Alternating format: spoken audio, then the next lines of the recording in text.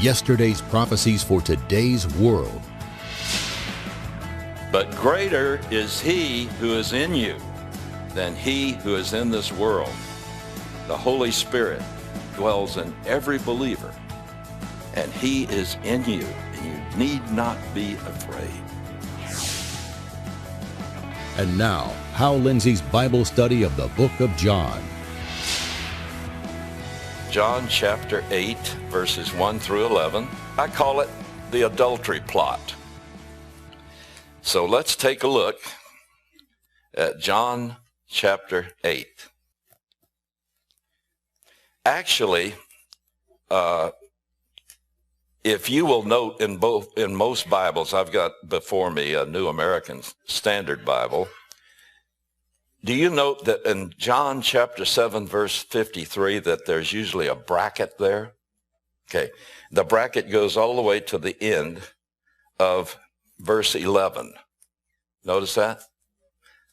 That's because most manuscripts do not include this passage in the original. And I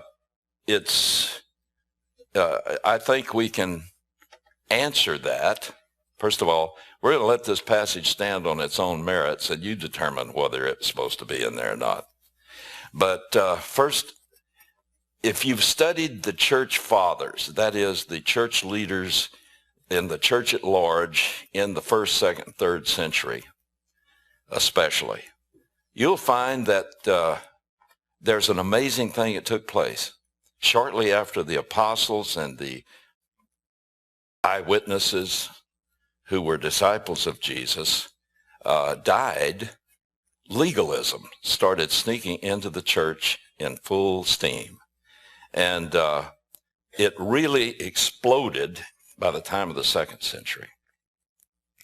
Now, many theologians believe, and I really believe this, that what happened is that some of these legalistic theologians in the church said, you know, this really isn't what Jesus said.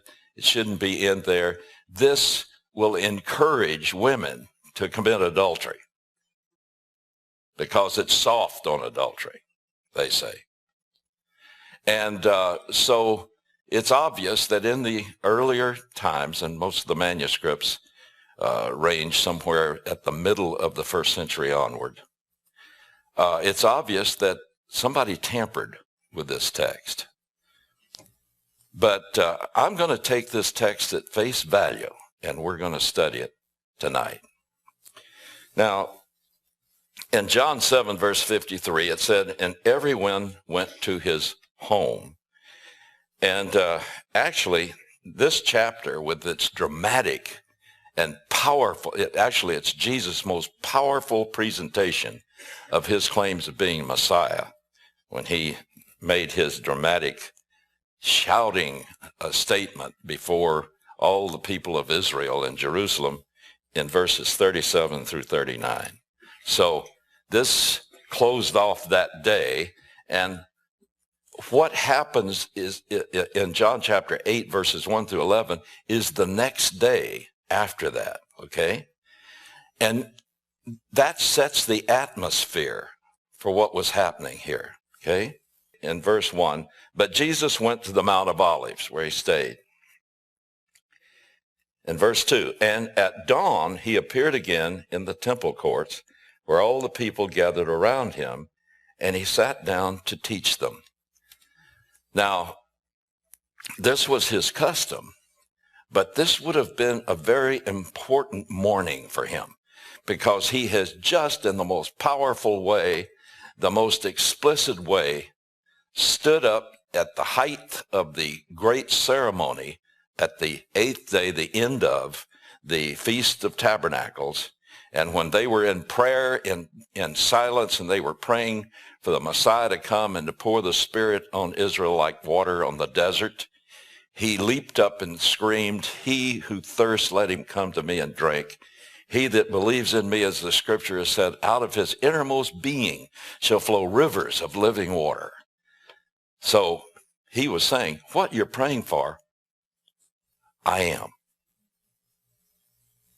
And everyone would have heard that. that was part of the leadership, everybody. So this is the next day after that. So what kind of an atmosphere would have existed then? Well, it was one of intrigue, danger. Everything was uptight because all the people knew the religious leaders were out to kill Jesus. They were afraid to do it openly without an excuse, so they were plotting and scheming, and they had been for some time now. But after what he did the day before, they were determined to kill him. So because of his popularity with the crowds, they didn't dare just kill him, but they wanted to find an airtight case where they could put him especially in opposition to the law of Moses. And so as he was teaching that morning in this atmosphere, it says in verses 3 through 5, the teachers of the law and the Pharisees brought in a woman caught in adultery. They made her stand before the group and kept saying to Jesus, the present tense here, this means they were jabbing at him and they were prodding him to say something about what they were doing. So just picture this for a minute. They bring this poor woman in. She's quivering with fear and embarrassment. And they interrupt a Bible teaching that Jesus was doing and just march right into the middle of that crowd with this woman. They were haughty. They were unfeeling.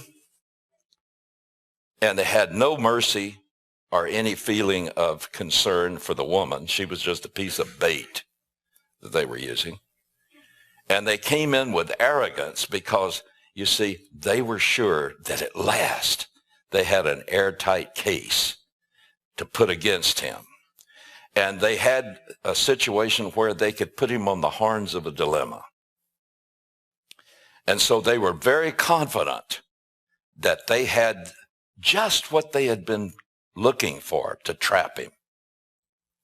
And so they come in with this woman, and it says, and they kept saying to Jesus, Teacher, this woman was caught in adultery in the very act. Now, in the law of Moses, he commanded us to stone such a woman. Now, what do you say? What have they done there?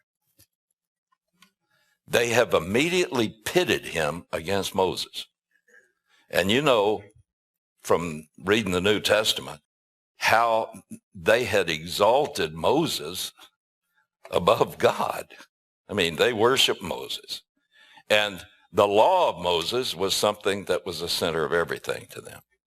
And so they very confidently kept jabbing at him and trying to needle him to give an opinion and to condemn this woman, or if he let her go.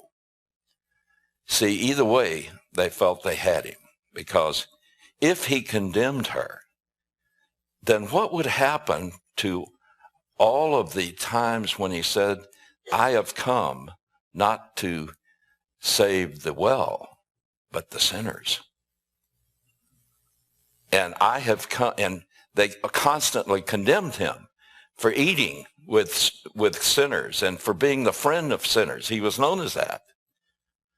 And so he was known as one who came showing love, the love and mercy of God.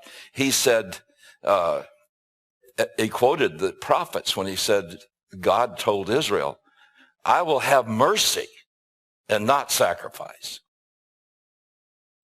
And so if he just condemned this woman out of hand, then it would betray everything he had sought to do to show God loved them and wanted to save them.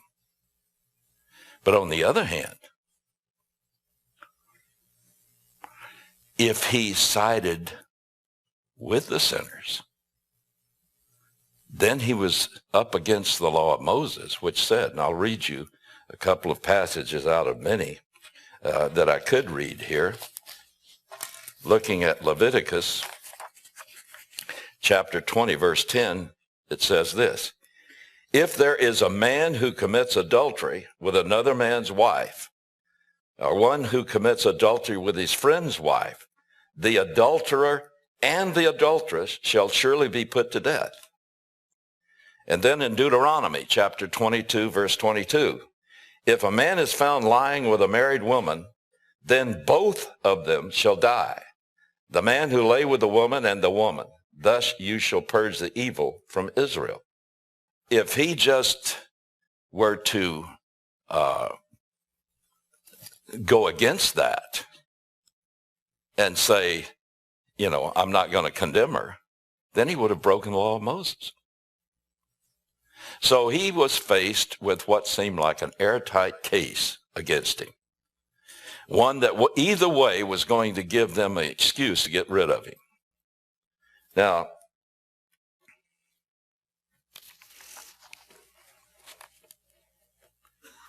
there are certain questions that I have as I look at this. First of all, it's obvious, because it's even noted here in John's statement on this.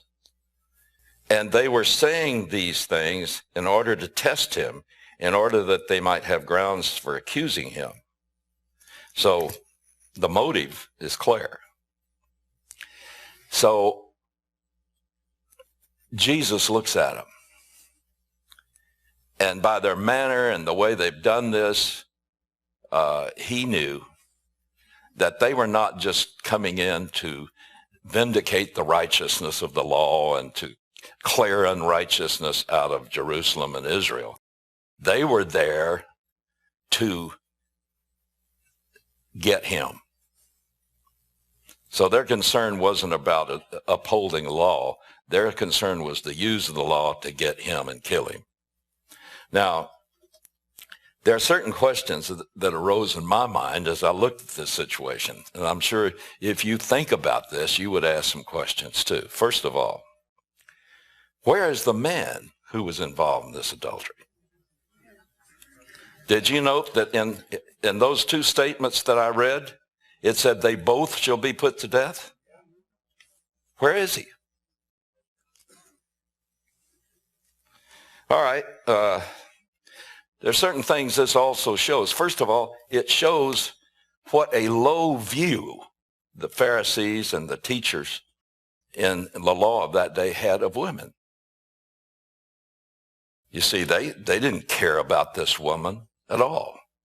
To them, she was just somebody they could use to get at Jesus.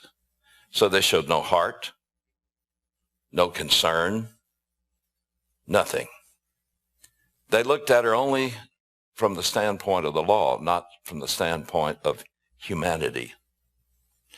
And this is why Jesus had said before, something they couldn't get through their heads. The Sabbath was made for man, not man for the Sabbath. You see, he always was seeking to get them to bring the rational moral issue into understanding what the law was for. Now, this also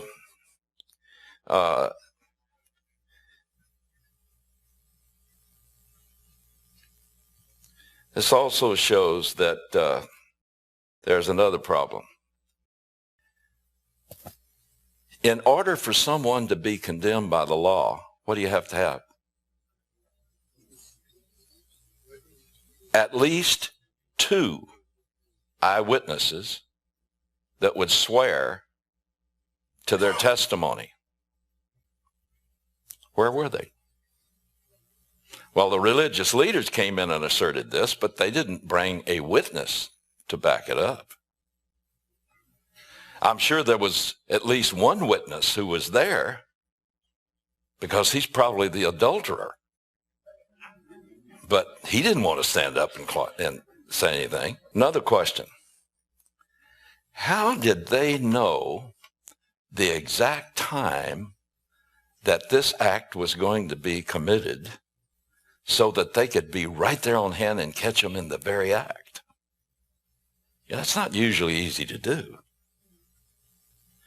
And how could they have found this out at such a convenient time, just at the time Jesus is teaching in the morning at the temple? You see, this smacks of a plot. It smells like a plot all the way through. Now, I want you to look at the way Jesus responds to this. Notice, Jesus doesn't speak to them. He looks at them. They kept firing these accusations at him and demanding that he would say, you know, Moses says this. Now, what do you say? You could just hear the sarcasm, I'm sure, dripping in their voice. He doesn't answer them a word. Now, that's divine wisdom. You know why? They wanted him to say something, because no matter what he said, it would have gotten them into a debate, which they could have steered around enough, no matter what he said, to bring something to accuse him with. So he didn't answer them. Now, most of us would start answering and trying to debate with them. Jesus didn't. He just looked at them. And then he did something that was awesome when you really step back and look at who he is. Because it says, but Jesus stooped down and started to write on the ground with his finger. He whose finger originally wrote the law of Moses on the stone was the one who was putting his finger on the ground. He who gave the law of Moses was the one who stooped down to write on the ground. And Jesus knew how to use drama. He knew how to use silence and build curiosity. And his refusal to speak, and then this act of bending down and writing on the ground, everyone was trying to see, what is he writing? What do you think he wrote? I have a pretty good idea what he wrote. He doesn't tell us, but I have a pretty good idea. You see, I've had the opportunity to go through a lot of books and to, on a few occasions, talk to rabbis about the Old Testament and the law and so forth, and at least to look up all of the volumes that there are on rabbinical decisions about the law and to define down into minutia how you're to keep it. But do you know there's one commandment there's hardly anything written about? The 10th commandment. Do you know that? Does anyone know what the 10th commandment says? Huh? Thou shalt not covet. Right. Now that's something you can't do on the outside, is it? It can only be done in the heart by the motives. Does that give you a clue why they didn't write much about it? Because everything in the law was externalized by the rabbis. Because that's something they, in their own flesh, could, by extreme effort, keep. And they did keep it on the outside. But that's why Jesus, who could see on the inside, said, you whitewashed tombstones. On the outside, you're beautiful. But on the inside, you're full of dead men's bones. I believe Jesus wrote this. I believe the first time he bent down to write, he wrote twice. The first time he bent down to write, I believe that he wrote part of the 10th commandment, which says, you shall not covet, literally, lust after your neighbor's wife or his manservant or maidservant. Now, in the original, this has the connotation of lusting after a man's wife sexually, or a man's servant or a maidservant sexually. So when he wrote that on the ground, he was setting his own trap. They set a trap for him. Now he's going to set a trap for them. And let me tell you something. Only God could have come up with this. I don't care what they say about it's not in the original. I believe it is, because only God could have come up with this. He set a trap. And the trap, they came to trap him with the law. So he turns around and uses that very law to trap them with their own conscience. So in essence, he was writing on the ground. Then he straightened up and looked at them as they were thinking as what they had read. He was looking at them with that piercing gaze that he had, as if to say, how are you doing on that one? And there's something else we got to factor into here. When Jesus gave the Sermon on the Mount, it says that all kinds of the top religious teachers were there hearing him. Did he make a comment about this in the Sermon on the Mount? Yes, he did. Matthew chapter 5, verses 27 and 28. When he told them, he said, you have heard it said by the elders, or literally he's talking about the sages, the rabbis of the past who kept writing and writing about the law. You've heard it said by the sages, literally, you shall not commit adultery. But I say to you that a man who looks lustfully after a woman has committed adultery in his heart already. They knew about that.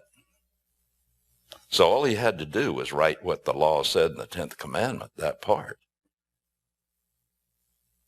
And it would immediately trigger one of the things that they thought they could trap him on, that he had said that breaking the law about committing adultery was something that was considered by God as breaking it if you lusted in your heart after a woman.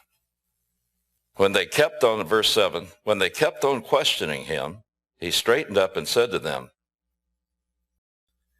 if one of you is without sin, let him be the first to throw the stones. And then he looked back at what he had written.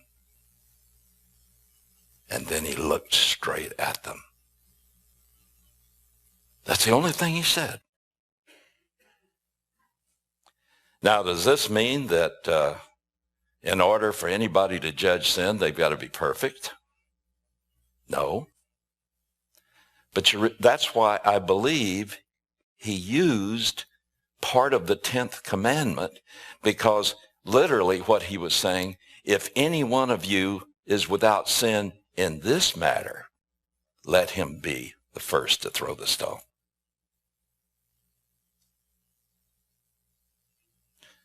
And then he stooped back down again. Again, he stooped down and wrote on the ground.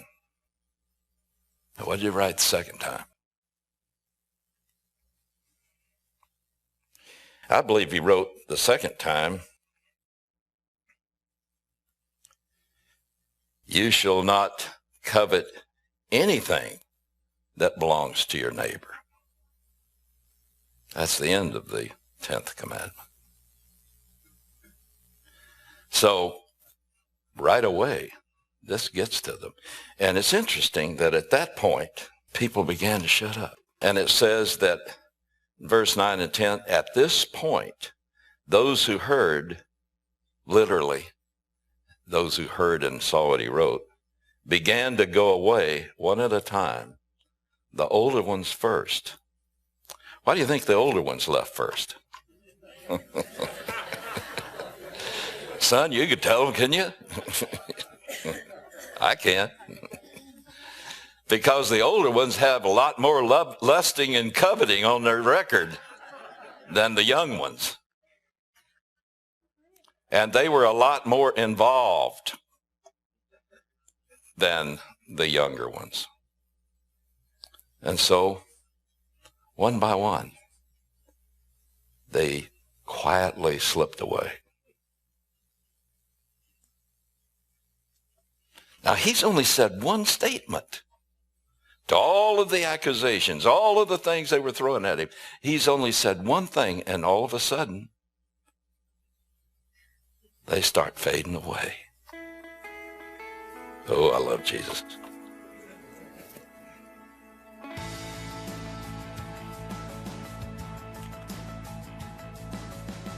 And after a while, Jesus straightened up and he asked her, "Woman, where are they?" Now I want you to look at this from the woman's point of view. Yeah, she's a sinner, and she was terrified. They cared nothing about her. They just cared about snaring a trap. Join us next week for the continuation of Hal Lindsey's Bible study of the book of John.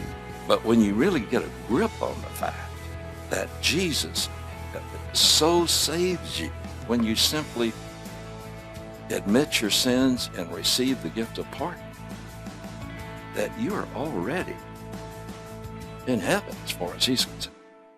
As I prepared for this week's program, I was again struck by the speed with which events are moving into the scenario the prophets predicted for the end times.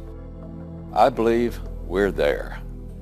People on the street are talking about what all of these things mean. Folks that wouldn't darken the door of a church or pick up a Bible are now very curious. This may be our greatest opportunity, maybe even our last opportunity, to share the gospel of Jesus Christ before we're silenced by political correctness. The message that God has given me is more important now than it's ever been, for the church and for the nation. That's why I'm asking you to help me to expand our reach. You can find more of Hal Lindsey at his website, www.hallindsey.com. There you can access our video and article archives. Visit our online store for Hal Lindsey CDs, books, and other specialty items. To support this program, send your tax-deductible gift to Hal Lindsey Media Ministries, P.O. Box 470470, Tulsa, Oklahoma 74147. You can also support this ministry online. Visit hallindsey.com or call 1-888-RAPTURE.